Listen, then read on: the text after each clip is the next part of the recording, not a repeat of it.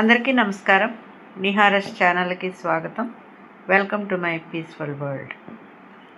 మనం ప్రకృతితో కలిసి నడుద్దాం అనే అంశంలో ఈరోజు మనం అడవి సమతుల్యత గురించి నేర్చుకుందాం. అడవి అనేది కేవలం ఒక చెట్ల యొక్క సమూహం మాత్రమే కాదు, అది ప్రకృతిలోని సమతుల్యతకు ఒక అద్భుతమైనటువంటి ఉదాహరణ. అడవి చిన్న మొక్క నుంచి భారీ వృక్షం వరకు, చాలా చిన్న చిన్న కీటకాల నుంచి పెద్ద జంతువుల వరకు ప్రతి జీవికి అక్కడ ఒక పాత్ర అనేది ఉంటూ ఉంటుంది. ఒకదానిపై మరొకటి ఆధారపడి జీవిస్తూ ప్రకృతి యొక్క సమతుల్యతను కాపాడుతాయి.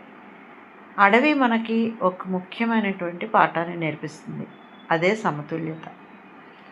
జీవితంలో పని, కుటుంబం, ఆరోగ్యం, విశ్రాంతి ఇవన్నీ కూడా సమానంగా అవసరం. వీటిలో ఒకదానికి ఎక్కువ ప్రాధాన్యత ఇచ్చి మిగతా వాటిని నిర్లక్ష్యం చేస్తే మన జీవితంలో సమతుల్యత అనేది దెబ్బతింటుంది. అడవిలో ప్రతి జీవి కూడా తన హద్దుల్లో తను జీవిస్తూ ఉంటుంది.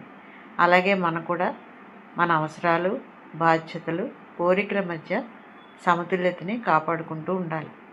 ప్రకృతి చెప్పేటటువంటి ఈ సమతుల్యత అనే అంశాన్ని బట్టి మన జీవితంలో ప్రతి ఒక్క అంశాన్ని బ్యాలెన్స్ చేసుకుంటూ మన యొక్క ఎమోషన్స్ని, స్పిరిచువల్ లైఫ్ని బ్యాలెన్స్ చేసుకుంటూ జీవితాన్ని ముందుకి సాగడమే జీవితం యొక్క లక్ష్యంగా అలవాటు చేసుకోవాలి. దానికి ఉదాహరణగా ఈ ప్రకృతి చెప్పేటటువంటి సందేశాన్ని గుర్తు చేసుకుందాం. సమతుల్యత ఉన్న చోటే శాంతి, అభివృద్ధి, ఆనందం అనేవి ఉంటాయి.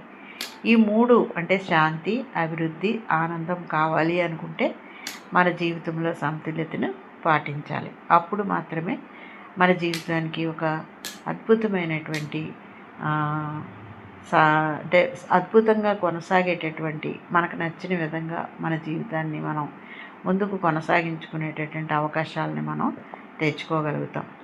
ఈ వీడియో మీకు నచ్చిందని నేను అనుకుంటూ ఉన్నాను.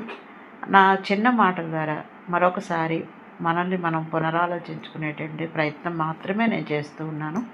ఈ వీడియో మీకు నచ్చినట్లయితే లైక్ చేయండి, షేర్ చేయండి, ఛానల్ని సబ్స్క్రైబ్ చేయండి. మరో కొత్త వీడియోతో మేము ముందుకు మరలా వస్తాను. అంతవరకు సెలవు. ధన్యవాదములు.